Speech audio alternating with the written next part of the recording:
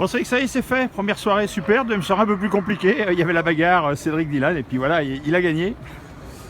Bah oui, c'est vrai que c'est de suite un petit peu plus compliqué. Quand on touche à l'orgueil de Dylan, il faut s'attendre à la monnaie, à rendre la monnaie, quoi. Et puis voilà, donc hier je gagne en faisant 1-2, grosse bagarre en dernière, et puis mais j'étais dans son rythme, j'étais même un petit peu plus rapide sur le meilleur temps en course, mais on voyait qu'il prenait de l'expérience à la 4,5 sur des petites salles comme celle-ci. Du coup, je m'attendais à un grand Dylan ce soir et ça a été le cas. Bon, malgré tout, content de ton week-end parce que être battu par Dylan, il n'y a pas de honte. Bah oui, faire 2 derrière Dylan, c'est quand même énorme. Moi, je sais que j'étais pas venu forcément pour gagner la première soirée, j'étais venu pour limiter la casse et pas faire trop loin de Dylan. On est supporters aussi.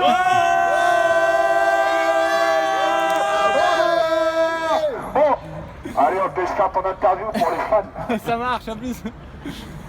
Voilà, donc là. Avec les béquilles, on est là avec les béquilles.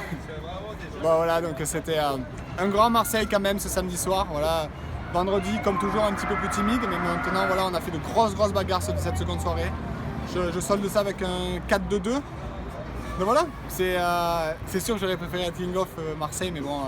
C'est que partie remise, je pense que j'ai montré que j'étais pas si loin de Dylan sur des salles européennes, bien entendu, on va pas se voiler la face, mais voilà, maintenant il y a du job, il y a Paris qui arrive dans un peu plus d'un mois, et voilà, là on part d'ici, avec ma copine, on part dans 3 jours aux États-Unis pour s'entraîner, et donc ça va être un bon gros entraînement justement pour préparer Paris.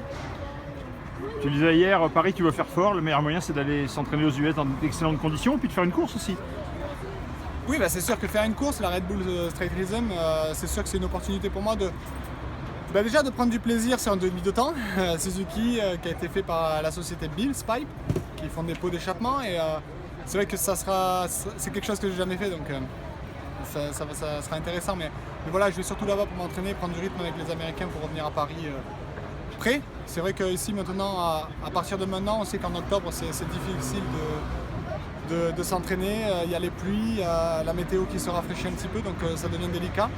Et c'est très difficile de trouver des terrains maintenant dans la région avec les problèmes de voisinage, et voilà, certains motoclubs qui ont d'autres soucis. Et voilà, là on va là-bas, on paye notre entrée, on roule et chaque matin on sait qu'on va pas être à chercher à droite à gauche au rouler. Dernière question, j'imagine que si tu vas aux US, tu vas aussi essayer de travailler pour la saison prochaine, non?